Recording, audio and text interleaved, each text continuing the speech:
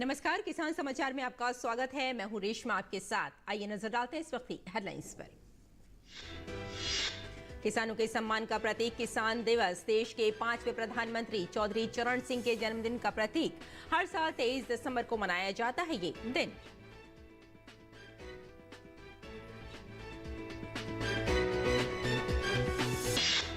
मुख्यमंत्री योगी आदित्यनाथ का किसानों को राष्ट्रीय किसान दिवस पर खास तोहफा। लखनऊ में कृषक उपहार योजना के तहत 51 किसानों को सौंपी ट्रैक्टर की चाबियां। राज्य में ट्रैक्टरों के मुफ्त वितरण के लिए लकी ड्रॉ के बाद 93 किसानों को किया गया था शॉर्ट लिस्ट।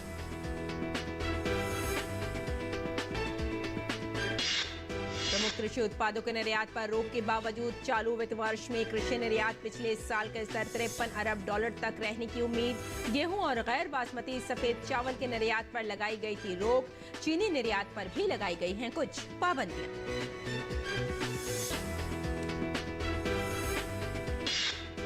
बर्फीली हवाओं के कारण दिल्ली एनसीआर में कड़ाके की ठंड। केंद्र की ओर से वायु प्रदूषण नियंत्रण योजना के तहत graded response action plan stage 3 लागू। सरकार ने गैर जरूरी निर्माण कार्य पर लगाया प्रतिबंध।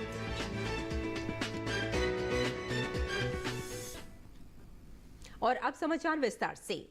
भारत एक कृषि प्रधान देश है। यहाँ की एक बड़ी आबादी अपनी आजीविका के लिए खेती पर निर्भर है। किसान हर तरह की मुसीबतों के बाद भी हम तक अन्न पहुंचाते हैं। भारत दुनिया की 5वीं बड़ी अर्थव्यवस्था है। भारत की अर्थव्यवस्था में कृषि का सबसे अधिक योगदान होता है। किसानों के इस योगदान को देखते हुए हर साल 23 दिसंबर को देश के 5वें प्रधानमंत्री चौधरी चरण सिंह की जयंती के अवसर पर राष्ट्रीय किसान दिवस मनाया जाता है। उन्होंने ग्रामीण और कृषि विकास के समर्थक होने के नाते भारत के नियोजन के केंद्र में कृषि को रखने के लिए निरंतर प्रयास किए। पूरे देश में किसानों के उत्थान और कृषि के विकास की दिशा में उनके काम के लिए उन्हें चैंपियन ऑफ इंडियाज पीजेंट्स का उपनाम दिया गया है।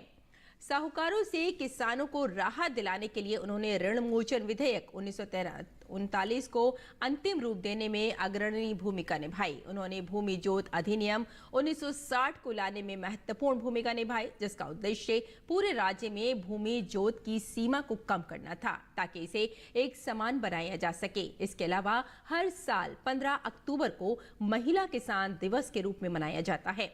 किसानों के महत्वपूर्ण नारों में जय जवान, जय किसान, बढ़ती अच्छाई, एक समय में एक फसल, पृथ्वी पर काम करना, दुनिया को खाना खिलाना आदि शामिल हैं। सरकार किसान दिवस पर किसानों के हित के लिए नई नीतियों की घोषणा करती है। संभागीय, जिला एवं ब्लॉक स्तर पर किसान संगोष्ठियों का आयोजन किया जाता है। किसानों को कृषि बीमा योजनाओं के बारे में शिक्षित किया जाता है। भारत आज दुनिया का एक उभरता हुआ कृषि आधारित अर्थव्यवस्था है, जहां 60% जनसंख्या कृषि के कामों में लगी हुई है। आइए जानते हैं किसानों के लिए संबंधित भारत सरकार की पहल क्या क्या कर रही है।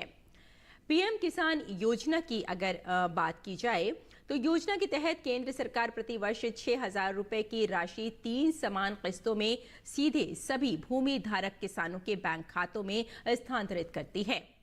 और राष्ट्रीय सतत कृषि मिशन, इसका उद्देश्य विशिष्ट कृषि पारिस्थितिकी के लिए उपयुक्त स्थायी कृषि पद्धतियों को बढ़ावा देना है। और प्रधानमंत्री कृषि सिंचाई योजना, इसके 3 मुख्य घटक हैं, जैसे त्वरित सिंचाई लाभ कार्यक्रम, हर खेत को पानी, और वाटरशेड विकास घटक, जिसका लाभ किसानों को दिया जाता है। और राष्ट्रीय कृषि विकास योजना इस वर्ष 2007 में शुरू की गई थी और राज्यों को जिला राज्य कृषि योजना के अनुसार अपनी कृषि और संबद्ध क्षेत्रों में इसका विकास किया गया। और पोषक तत्व आधारित सब्सिडी कार्यक्रम, इस कार्यक्रम के तहत किसानों को इन उर्वरकों में निहित पोषक तत्वों NPK के आधार और S के आधार पर रियायती दरों पर उर्वरक प्रदान किए जाते हैं।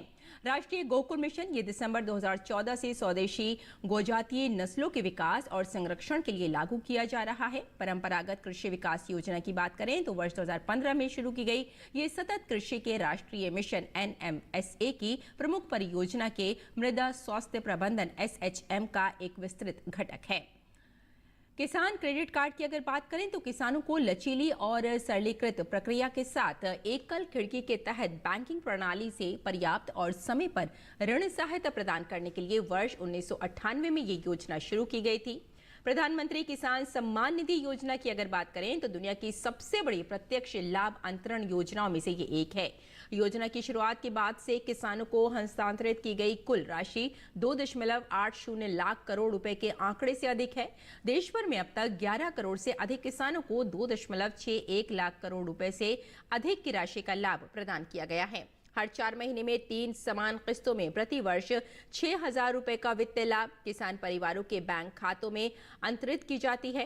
प्रधानमंत्री फसल बीमा योजना की अगर बात की जाए तो आयुष्मान भारत योजना के बाद प्रधानमंत्री फसल बीमा योजना भारत की बहुत बड़ी योजना है। इस योजना के अंतर्गत बीमित किसानों को उनकी उपज के नुकसान की भरपाई के रूप में भुगतान किया जाता है। इस योजना में अब तक 37 करोड़ से ज्यादा किसानों ने पंजीकृत किया है। सॉइल हेल्थ कार्ड की बात करें तो वर्ष 2014-15 में शुरू की गई मृदा स्वास्थ्य कार्ड SHC योजना के तहत अब तक 23 करोड़ से ज्यादा सॉइल हेल्थ कार्ड वितरित किए जा चुके हैं। प्रधानमंत्री किसान ऊर्जा सुरक्षा एवं उत्थान महाअभियान PM कुसुम योजना ये किसानों की अधिशेष सौर ऊर्जा को राज्य को बेचने के लिए प्रोत्साहित करता है, जिससे उनकी आय में वृद्धि होगी। PM कुसुम योजना से लगभग 2.46 लाख किसान लाभान्वित हुए हैं। आगे बढ़ते हैं। देश के पूर्व प्रधानमंत्री चौधरी चरण सिंह की जयंती पर उन्हें संसद भवन परिसर में श्रद्धांजलि अर्पित की गई। लोकसभा अध्यक्ष ओम बिरला सहित कई गणमान्यों ने पुष्पांजलि अर्पित की। दरअसल पूर्व प्रधानमंत्री चौधरी चरण सिंह की जयंती को किसान दिवस के नाम से भी जाना जाता है। ये देश में हर साल 23 दिसंबर को मनाया जाता है। ये दिन भारत के 5वें प्रधानमंत्री चौधरी चरण सिंह के जन्मदिन का प्रतीक है। चरण सिंह 28 जुलाई 1979 से 14 जनवरी 1980 तक भारत के प्रधानमंत्री रहे हैं। और उत्तर प्रदेश के मुख्यमंत्री योगी आदित्यनाथ ने लखनऊ में कृषक उपहार योजना के तहत 51 किसानों को ट्रैक्टर वितरित किए। राज्य में ट्रैक्टरों के मुफ्त वितरण के लिए लकी ड्रॉ के बाद 93 किसानों को शॉर्टलिस्ट किया गया था। इसमें से 51 को आज ट्रैक्टर की चाबियां सौंपी गईं। इस योजना के तहत किसानों को कोई अन्य सामान भी उपहार में दिए जाते हैं। मुख्यमंत्री योगी आदित्यनाथ ने किसानों के सम्मान समारोह में किसान नेता चौधरी चरण सिंह को याद किया। उन्होंने कहा कि चौधरी चरण सिंह स्वतंत्रता संग्राम सेनानी थे, अच्छे प्रशासक और एक महान किसान नेता थे। साथ ही उन्होंने कहा कि हमने PM मोदी के नेतृत्व में पिछले 9 वर्षों में बदलते हुए भारत को देखा है। पहली बार देश के अन्नदाता किसानों ने इस बात को महसूस किया कि किसान भी किसी सरकार के एजेंडे का हिस्सा हैं। जो चौधरी साहब ने अपने समय में किसानों के साथ जुड़ करके अन्नदाता किसानों के जीवन में व्यापक परिवर्तन करने के अभियान को आगे बढ़ाया था। और ये हमारा सौभाग्य है कि सन 2001 में जब भारतीय जनता पार्टी की सरकार ही प्रदेश में कार्यरत थी, उस दौरान चौधरी साहब के इन सपनों को जमीनी धरातल पर उतारने के लिए चौधरी साहब के जन्मदिन को किसान सम्मान दिवस के रूप में हम मना सकें, इस दृष्टि से राज्य सरकार ने जिस कार्यक्रम को आगे बढ़ाया था, आज ये अपनी एक नई ऊंचाइयों को प्राप्त कर रहा है।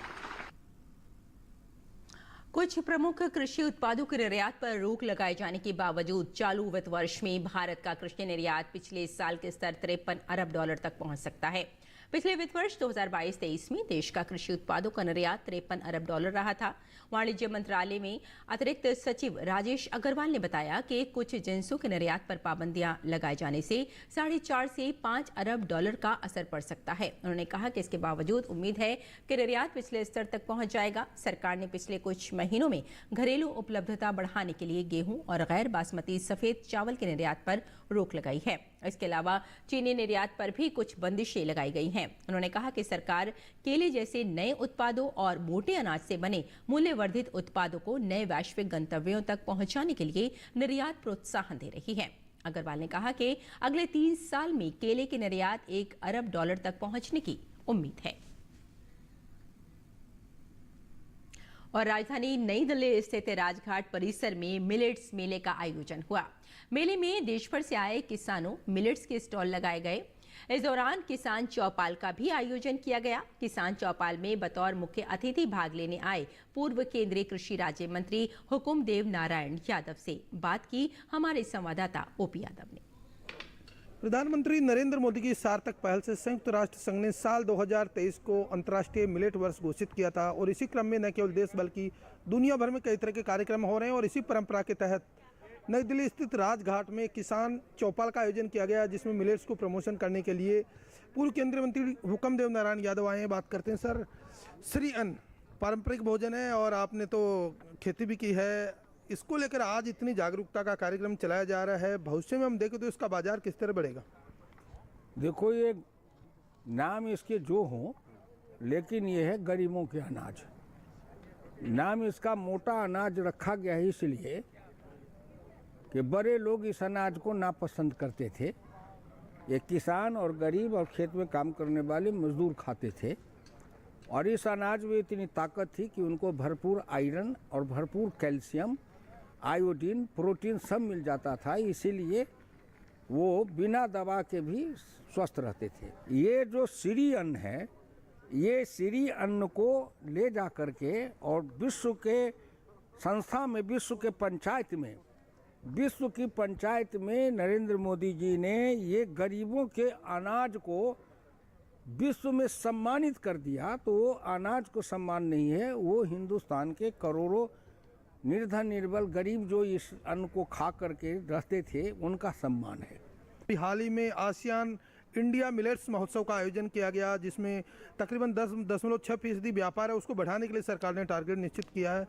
तो जो निचले लेवल के जो किसान हैं प्रगतिशील, उनको इस अंतर्राष्ट्रीय बाजार से जोड़ने के बाद किस तरह का भारत हम देखते हैं 2047 का? भारत सरकार जब ये ज्वार, बाजरा, मरुआ, मकई, सामा, कौनी, कोदो है ना, ये पैदा करने वाले किसान हैं, और जब इनके फसल को भारत सरकार जब खरीदने लगेगी समर्थन मूल्य पर, और धान और गेहूं के बनिस्पत इसका मूल्य जब 2 गुना हो जाए, तब कमाल आ जाएगा देश के अंदर में।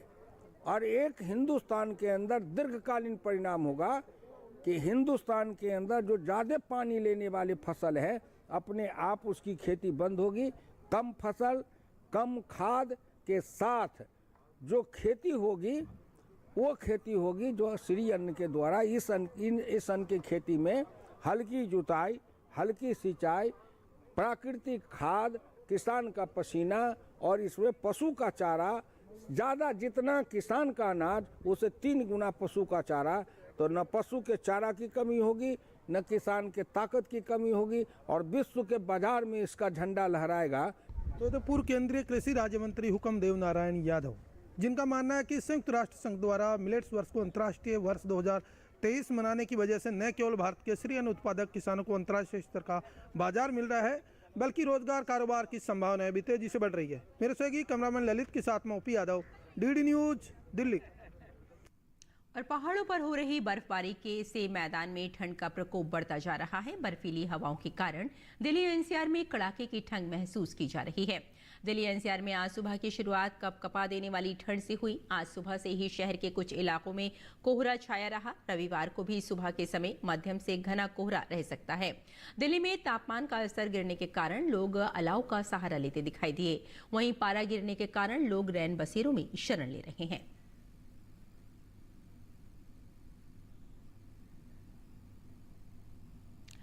दिल्ली एनसीआर में केंद्र की ओर से वायु प्रदूषण नियंत्रण योजना के तहत graded response action plan stage 3 लागू कर दिया गया है। इसके बाद गैर जरूरी निर्माण कार्य पर प्रतिबंध लगा दिया गया है। साथ ही दिल्ली एनसीआर में BS3 पेट्रोल, BS4 डीजल 4 पहिया वाहनों पर भी प्रतिबंध लग गया है। एक आदेश में कहा गया है कि दिल्ली का समग्र वायु गुणवत्ता सूचकांक लगातार बढ़ रहा है। केंद्र की मोदी सरकार ने घरेलू बाजार में सस्ती दाल उपलब्ध कराने के लिए बड़ा फैसला लिया है। मसूर दाल के इंपोर्ट पर 0 ड्यूटी की अवधि को 31 मार्च 2024 से बढ़ाकर 31 मार्च 2025 तक के लिए एक्सटेंड कर दिया गया है। अब मार्च 2025 तक मसूर दाल के इंपोर्ट पर आयातकों को कोई ड्यूटी नहीं देनी होगी। वहीं घरेलू बाजार में आम उपभोक्ताओं को सस्ती कीमत पर मसूर दाल उपलब्ध कराने में मदद मिलेगी। मसूर दाल के आयात पर दी जा रही इंपोर्ट ड्यूटी छूट की अवधि को 31 मार्च 2025 तक बढ़ाने के फैसले को लागू करने के लिए सरकार ने नोटिफिकेशन भी जारी कर दिया है। 21 दिसंबर 2023 को वित्त मंत्रालय ने ये नोटिफिकेशन जारी किया है। और आइए अब जानते हैं कि किसान इस मौसम में कैसे रखें अपनी खेती का ख्याल।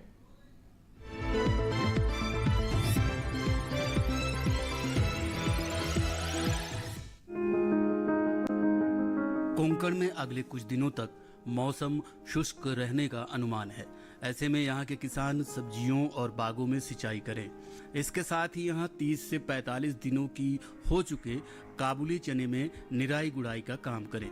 मध्य महाराष्ट्र में ही इस समय कपास की चुनाई का काम जारी रखें। यहीं अंगूर के बागों में ड्रिप पद्धति से सिंचाई करें। इसके साथ ही अंगूर के बगीचे को ठंड से बचाने के लिए बागों के चारों ओर टाट से घेर दें। मध्य महाराष्ट्र में जहां प्याज की नर्सरी 21 दिनों की हो चुकी है, उनकी रोपाई कर लें। मराठवाड़ा के किसान भी इस समय सब्जियों और बागों में सिंचाई करें। इसके साथ ही यहां कपास की चुनाई का काम जारी रखें। मराठवाड़ा में ही सूरजमुखी और ज्वार के खेतों में इस समय निराई गुड़ाई करें। वहीं विदर्भ में किसान मौसम को ध्यान में रखते हुए कपास की चुनाई और अरहर की फलियों की तुड़ाई करते रहें। यही समय से बोई गई सिंचित गेहूं में सिंचाई के बाद नाइट्रोजन उर्वरक की शीर्ष ड्रेसिंग करें। विदर्भ में ही सरसों, अलसी, चना और कुसुम में निराई गुड़ाई करें। इसके अलावा यहाँ 4 से 6 सप्ताह की हो चुकी टमाटर, बैगन, पत्ता गोभी और फूल गोभी की रोपाई जारी रखें, जबकि 6 से 7 सप्ताह की हो चुकी प्याज की रोपाई भी करते रहें। इसके अलावा विदर्भ में ये समय मिर्च, बैगन और टमाटर की नर्सरी लगाने के लिए उपयुक्त है। विदर्भ में ही इस समय किसान धान की नर्सरी लगाने के लिए खेत तैयार कर सकते हैं।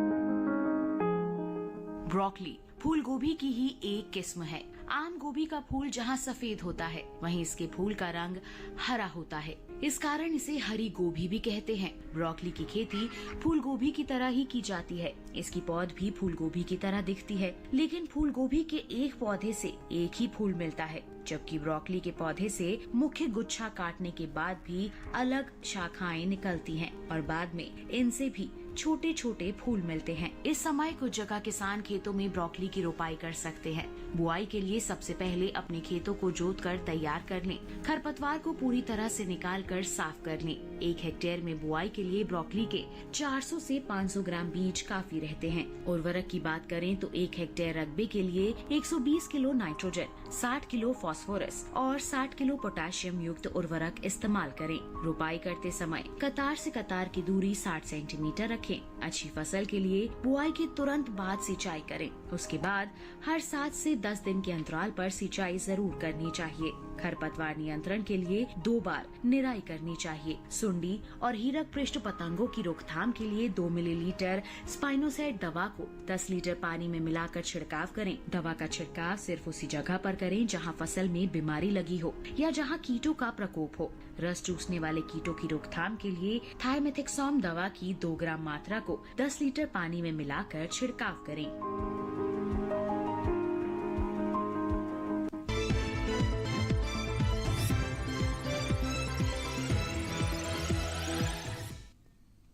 और आइए अब जानते हैं कि देश भर की मंडियों में क्या रहा भाव।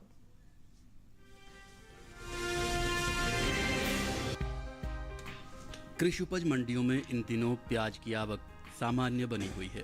भाव की बात करें तो शुक्रवार को सूरत और गाजियाबाद मंडी में प्याज के सौदे तेजी के साथ हुए, जबकि पुणे और जयपुर मंडी में इस दौरान प्याज के भाव में स्थिरता देखने को मिली। एग्मार्कनेट के मुताबिक गुजरात की सूरत मंडी में प्याज का कारोबार मजबूती के साथ हुआ। यहां 21 दिसंबर को प्याज का भाव था 1950 रुपए। 22 दिसंबर को प्याज का भाव 50 रुपए चढ़कर 2000 रुपए हो गया। महाराष्ट्र की पुणे मंडी में इस दौरान प्याज के सौदे स्थिर भाव पर हुए। यहाँ दोनों दिन यानी 21 और 22 दिसंबर को प्याज का भाव 1900 रुपए पर टिका रहा।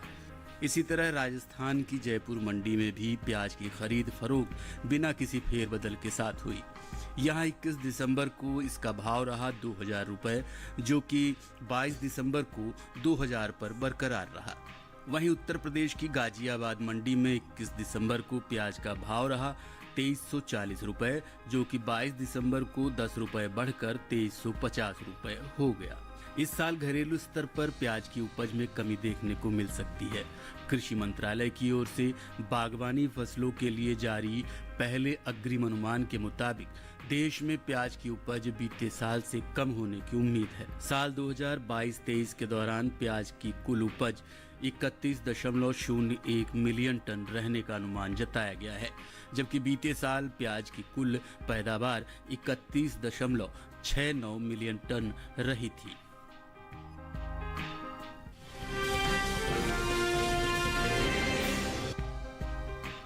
कृषि उपज मंडियों में सरसों के कारोबार में मिला जुला रुख रहा। कहीं भाव घटे तो कहीं चढ़े, जबकि कुछ मंडी में इस दौरान सरसों के भाव में कोई बदलाव देखने को नहीं मिला।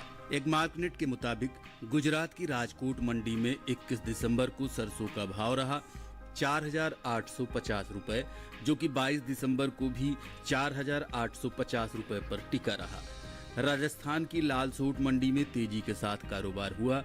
यहां 21 दिसंबर को सरसों का भाव रहा 5252 रुपए, जो कि 22 दिसंबर को 133 रुपए की मजबूती के साथ 5385 रुपए पर पहुंच गया। वहीं राज्य की सूरतगढ़ मंडी में भी बढ़त दर्ज की गई और यहां 22 दिसंबर को सरसों के सौदे 81 रुपए की तेजी के बाद 4913 रुपए पर हुए। उत्तर प्रदेश की बात करें तो यहाँ की अलीगढ़ मंडी में 21 दिसंबर को सरसों का भाव रहा 5200 रुपए, जो 22 दिसंबर को 50 रुपए गिरकर 5150 रुपए हो गया। इस साल सरसों की भी रिकॉर्ड पैदावार का अनुमान है। कृषि मंत्रालय की ओर से जारी तीसरे अग्रिम अनुमान के मुताबिक 2022-23 के दौरान 124,94,000 टन सरसों पैदा हो सकती है, जबकि पिछले सीजन की पैदावार 119,63,000 टन थी। ये साल तिलहनी फसलों के लिए अच्छा साबित हुआ है और देश में इनकी पैदावार भी रिकॉर्ड स्तर पर पहुंच सकती है। कृषि मंत्रालय की ओर से जारी तीसरे अग्रिम अनुमान के मुताबिक 2022-23 के दौरान कुल तिलहन की पैदावार 409,96,000 टन हो सकती है, जो पिछले साल की तुलना में 30,33,000 टन अधिक है। आपको बता दें कि बीते साल तिलहनी फसलों की उपज 379,63,000 टन रही थी।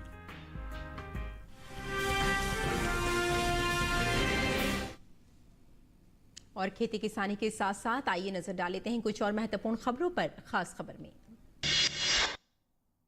छत्तीसगढ़ के मुख्यमंत्री विष्णुदेव साय सहित उप मुख्यमंत्री अरुण साव और विजय शर्मा ने उपराष्ट्रपति जगदीप धनखड़ से उनके निवास पर शिष्टाचार मुलाकात की। अगले साल 2024 में होने वाले लोकसभा चुनाव के लिए कांग्रेस पार्टी ने 16 सदस्यों की एक समिति बनाई है, जो चुनाव के लिए घोषणा पत्र तैयार करेगी। इस समिति का अध्यक्ष कांग्रेस के सीनियर नेता पी चिदम्बरम को बनाया गया है। छत्तीसगढ़ के उप मुख्यमंत्री रह चुके वरिष्ठ नेता टी.एस. सिंहदेव को कमेटी का संयोजक बनाया गया है। बेंगलुरु में एक कार्यक्रम के बाद केंद्रीय मंत्री अनुराग सिंह ठाकुर ने आज कांग्रेस पार्टी पर हमला बोला। कहा कि वो कभी भी नहीं चाहती थी कि संसद का शीतकालीन सत्र ठीक से चले।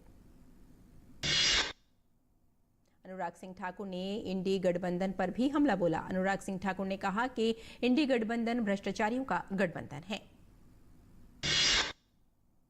भारत का पहला सौर मिशन आदित्य L1 के लिए 6 जनवरी का दिन बेहद महत्वपूर्ण साबित होने वाला है। इस दिन से ये अपने गंतव्य पर पहुंच जाएगा, जिसे लैग्रेंजियन पॉइंट 1 L1 कहा जा रहा है। लैग्रेंज पॉइंट अंतरिक्ष में स्थित वो स्थान है जो सूर्य और पृथ्वी के बीच मौजूद है। इसरो के अध्यक्ष एस सोमनाथ ने कहा कि अमृतकाल के दौरान भारत का अपना अंतरिक्ष केंद्र होगा। कल अहमदाबाद के विज्ञान नगर में आयोजित भारतीय विज्ञान सम्मेलन में युवा वैज्ञानिकों को संबोधित करते हुए उन्होंने कहा कि भारतीय वैज्ञानिक अगले 25 वर्षों में चंद्रमा पर पहुंच जाएंगे। कर्नाटक के मुख्यमंत्री सिद्धारामैया ने कहा है कि उनकी सरकार राज्य के शैक्षिक संस्थानों में हिजाब पर प्रतिबंध वापस लेगी। उन्होंने कहा कि अधिकारियों को निर्देश दिया गया है और इस बारे में सरकारी आदेश जल्द जारी होगा। नए आदेश के तहत कोई भी व्यक्ति अपनी पसंद के अनुसार कपड़े पहन सकता है। असम के कार्बी आंगलोंग में पुलिस द्वारा की गई छापेमारी के दौरान भारी मात्रा में हथियार और गोला बारूद का जखीरा बरामद हुआ है। पुलिस ने बोकाजन इलाके में 2 व्यक्तियों के पास से बड़ी मात्रा में गोला बारूद और 6 मैगजीन बरामद की हैं। जम्मू कश्मीर के अखनूर में भारतीय सेना ने पाकिस्तानी आतंकियों की घुसपैठ की कोशिश और उनके नापाक मंसूबों पर पानी फेर दिया और करारा जवाब दिया। अखनूर के खौर सब सेक्टर में अंतर्राष्ट्रीय सीमा पर घुसपैठ की कोशिश को नाकाम कर दिया। आतंकवादियों को सीमा के पार भागते और अपने एक साथी के शव को घसीटते हुए ले जाते देखा गया।